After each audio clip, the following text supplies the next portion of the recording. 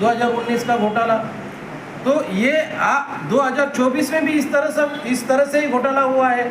तो ये सारा का सारा इलेक्शन जो है, आज जो ईवीएम मशीन के माध्यम से जो चुनाव हो रहे हैं, ये सारे के सारे चुनाव इलीगल है। सर इसके साथ एक बात बोल रहा हूँ, ये जो रूल्स बनाया सुप्रीम कोर्ट के जजमेंट के साथ, बोल रहा है कि जो जीत गया उसके बाद सेकेंड और थर्ड वही केवल वो एसओपी के लिए, टेक्निकल एसओपी के लिए अप्लाई कर सकता है।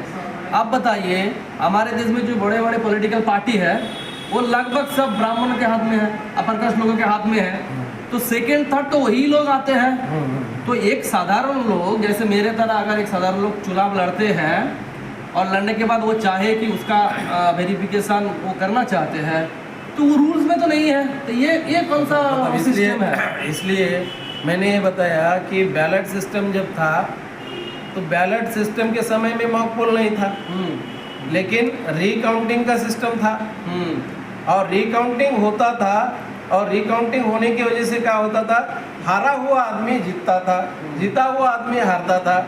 अभी क्या हो रहा है, अभी आप एप्लीकेशन ही नहीं जा रहा है। 2024 का लोकसभा इलेक्शन में 11 लोगों का एप्लीकेशन जाने का मतलब क्या है, 11 लोगों में भी 8 मेंबर ऑफ पार्लियामेंट है, 3 एमएलए है। इसका मतलब क्या है कि इतने सारे लोग रिकाउंटिंग का मामला होना चाहिए था उसको खत्म कर दिया है। रिकाउंटिंग की जगह उन्होंने क्या किया, चेकिंग एंड वेरिफिकेशन, ये नया टेक्निकल एसओपी उन्होंने इंट्रोड्यूस किया। ये फंडामेंटल राइट का वायलेशन करता है, आर्टिकल 14 का वायलेशन है। सर आपको और एक बताता है क्वेश्चन के, जे ईवीएम मशीन में जो टाइमर क्लॉक है, ये टाइमर क्लॉक क्यों, हमरा तो कैलकुलेटर है, तो जो वोट पड़ेगा वो तो कैलकुलेटर गिनती करेगा तो हो जाएगा। अच्छा, ये टाइमर क्लॉक क्यों है, इसके बारे में कुछ बताइए।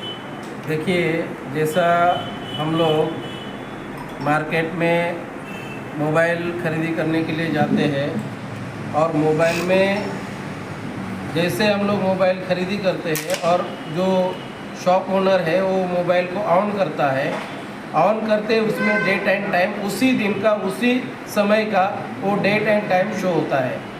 तो ईवीएम मशीन में भी धांधली करने के लिए, घोटाला करने के लिए ये डेट एंड टाइम रिक्वायर है। अगर date and time EVM machine में नहीं होगा तो गड़बड़ी नहीं कर सकते, घोटाला नहीं कर सकते, क्योंकि इसका रिलेशन सोर्स कोड के साथ है, प्रोग्रामिंग के साथ है। अभी मैं जो जर्मनी का सुप्रीम कोर्ट है, जर्मनी का जो कॉन्स्टिट्यूशनल कोर्ट है, मैंने मेरे फेसबुक में जर्मनी का कॉन्स्टिट्यूशनल कोर्ट है उसका पूरा का पूरा जजमेंट मैंने डाला। उस जजमेंट में उन्होंने क्या लिखा है कि जो इनसाइडर है, जो मैन्युफैक्चरर है, जो पॉलिटिशियन है, जिनके पास इकोनॉमिकली स्ट्रांग लोग हैं, वो लोग इसमें घपला कर सकते हैं, घोटाला कर सकते हैं, मैनिपुलेशन कर सकते हैं, हैकिंग कर सकते हैं। तो ये करने के लिए उसके अंदर ये सुविधा है, time, date and source code. तो अभी पिछले 2024 के दरमियान, 2023 के दरमियान पता ये लगा कि जो ECL कंपनी है, BEL कंपनी है, और इन लोगों के माध्यम से ही वो ईवीएम मशीन में सोर्स कोड डाला जाता है। और सोर्स कोड डालने वाली कंपनी कौन है, इनके इंजीनियर कौन है, तो बीजेपी से लिंक है, ब्राह्मणों से लिंक है, कांग्रेस से लिंक है। तो यही लोग आज के तारीख में शासन सत्ता में बैठे हुए लोग हैं।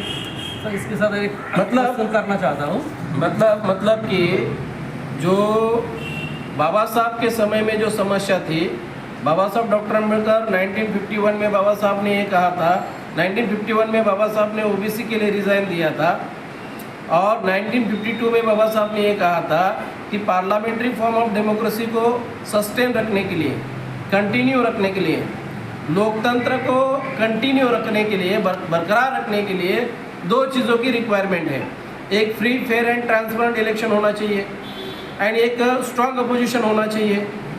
मतलब 1951 में बाबा साहब ने ओबीसी के इशू को लेके मामला आगे बढ़ाया और 1952 में ये 2 इशू बाबा साहब ने निकाले। ये इस दो इशू को लेके बाबा साहब ने अपना मूवमेंट चलाया। उसके बाद दिखाई देता है कि 1952 में बाबा साहब को हरवाया जाता है, 54 में बाबा साहब को हरवाया जाता है, 56 में बाबा साहब का मर्डर करवाया जाता है। उसके बाद बाबा साहब का आंदोलन तबाह बर्बाद किया जाता है। अभी सेम जो किस्सा है कांशीराम साहब के साथ होता है। कांशीराम साहब जिसकी जितनी संख्या भारी उसकी उतनी हिस्सेदारी की बात कर रहे हैं। कांशीराम साहब वोट हमारा राज तुम्हारा नहीं चलेगा ये बात कर रहे हैं। और उसी दरमियान कांशीराम साहब का भी जो आंदोलन चल रहा है उस आंदोलन को तहस नहस करने के लिए, क्योंकि ये इस बात को कांशीराम साहब चला रहे हैं, इस बात को लेके आवाज़ उठा रहे हैं, तो इसी बात को लेके बाबा साहब जो बात बोल रहे हैं वही बात कांशीराम साहब बोल रहे हैं। वो बाद में कांशीराम साहब का भी मर्डर होता है। उसके मतलब कि ईवीएम के चलते कांशीराम साहब का मर्डर हुआ है।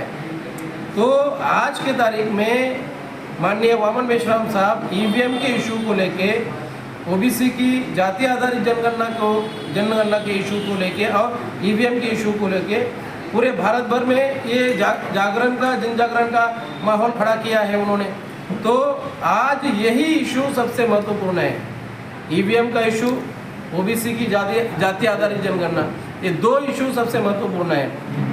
इसमें ईवीएम खत्म, ब्राह्मणिज्म खत्म, यहाँ तक मामला आ चुका है।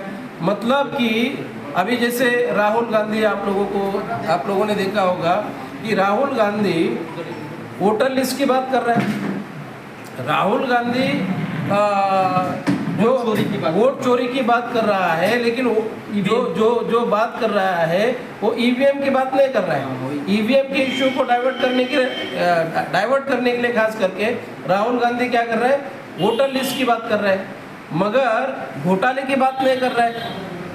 अगर देखा जाए तो ईवीएम के माध्यम से सारा फिक्सिंग हो रहा है, सारे के सारा घोटाला जो है, धांधली जो है, ये कांग्रेस और बीजेपी ये लोग मिल के कर रहे हैं। इसके साथ एक बात बोल रहा हूँ, राहुल गांधी ये जो लास्ट जो मुद्दा उठाया, बोला कि एक विदेशी महिला का 22 बूथ पर उसका वोट पड़ा। तो एक इंसान को एक दिन में 22 बूथ में जाकर फिजिकली वोट देना संभव है, लेकिन 22 बूथ में उसका नाम पे वोट जमा हुआ। इसका मतलब घोटाला तो मशीन में होता है। ये प्रूव हो रहा ना, प्रूव हो रहा, क्योंकि फिजिकली एक इंसान 22 बूथ पर जाकर वोट डालेगा ये पॉसिबल नहीं है, लेकिन 22 मशीन में उसका नाम पे वोट जमा हुआ। मतलब मेन चोरी ईवीएम मशीन में हो रहा, लेकिन राहुल गांधी ईवीएम की बात नहीं कर रहे। इसका मतलब सबसे महत्वपूर्ण बात आप लोगों को बताऊंगा, चुनाव आयोग के वेबसाइट पर जो बात थी उस बात को आपके सामने बताऊंगा। काफ़ी महत्वपूर्ण बात है।